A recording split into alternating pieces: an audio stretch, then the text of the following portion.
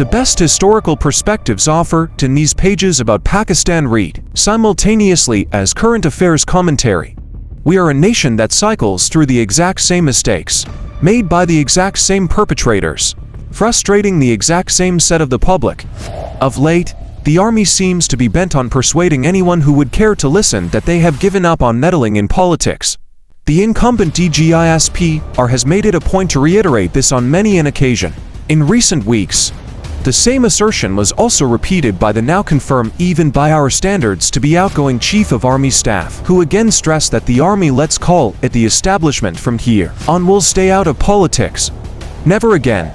Again, for those of you who may have trouble recalling, this is the chief of a government department, who on paper reports to the Secretary of Defense, who in turn reports to the Minister of Defense, who reports to the Prime Minister and serves at their pleasure. It is the PM's office that the established interference is generally directed towards, and the piece of paper, which would confirm the hierarchy of authority listed above, is currently being used to make a paper airplane by a child somewhere in a cantonment without there being consequences or public accountability for them.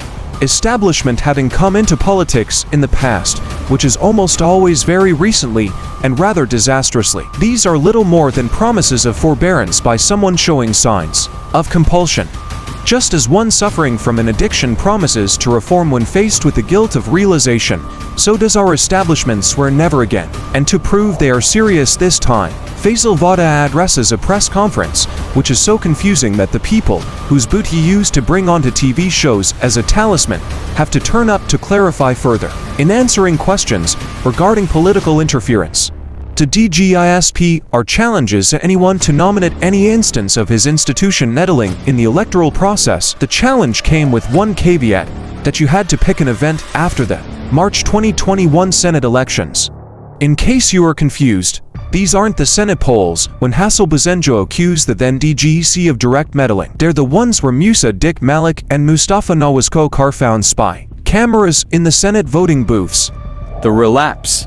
Yet whenever the sun begins to set, at times even on that same day whose morning induced the promise, the want kicks in and washes away the regret. Imran Khan stands disqualified by an election commission that couldn't see anything wrong with the 2018 general elections.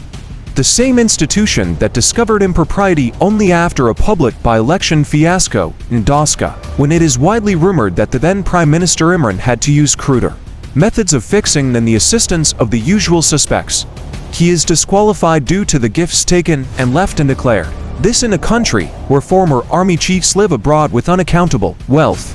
Where Lieutenant General Arasim Salim Baiwa explains an empire through screenshots of a Word document, and the then Prime Minister Imran says he is satisfied. When Lieutenant General Baiwa shows willingness to be held to account, it's as a guest on the phone in Shahzad Khanzada's show, and only up to the point of basic questions. His declaration of assets only ever came when he was chosen as a special assistant to the Prime Minister. Assets that include a Land Cruiser he claims to have bought for 3 million rupees. This is back when Imran was happy with the establishment, to the point where he felt that not only should the Premier be monitored by the agencies, but that if you are unwilling to subject yourself to such monitoring, it is because you must have something to hide. Powering through. Earlier, Imran supported and later championed calls for Nawaz to be taken out of the political race for similar allegations of unethical conduct, for not declaring an unreceived salary, which could perhaps have led to the discovery of several companies in the Gulf that belonged to his family and for the wealth of which his family cannot account. When Imran was leading these protests to help the establishment expose the sheriff's moral compass as a legal shortcoming, the then PM Sharif confronted the EC chief in front of the army chief with impregnable evidence of the former's political interference in support of the Dharna camped out in front of Parliament House. All it resulted in was the then Koz Raheel Sharif chiding the chief of EC and making him promise to stop. The latter continued to serve, retired with full benefits, and was recently in the news again because he addressed a public gathering where he explained why he helped make a third force in politics.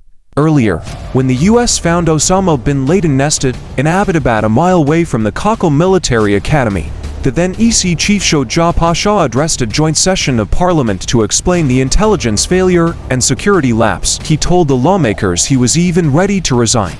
The Koaz said he was willing to be held accountable even to Parliament. Both eventually retired, with nary a resignation between them. Pasha is credited by Pervez Elahi with helping Imran Khan put together electable candidates for the 2013 elections. Elahi claims Pasha was stealing his candidates, and when confronted, he forgot his position over the course of the conversation and tried to poach the Elahis themselves for Khan's camp. The real question. In real life, people do not usually quit problematic, repeated behavior out of guilt. It is not the sudden realization that they are lacking in the care of a young child or are bullying a family member that suddenly wills them to break their stupor. That is the stuff of Bollywood movies. In reality, they mostly quit when they can no longer afford to purchase the substance of choice and when alternatives are impossible to source. They quit when their family members find courage to challenge them even in the house they have so often spoiled the atmosphere of. They quit when their family finds means to isolate them when they are disruptive. Or they quit when their children grow up and can no longer be pushed around. Alternatively, they sometimes correct the error of their ways when their family stages an intervention. When all the irrationally shouted at children and the cruelly neglected partners band together and stand firm on enough being enough. But then that brings us to our tragic dilemma. Who will intervene with the interveners? That surely is to ask for too much.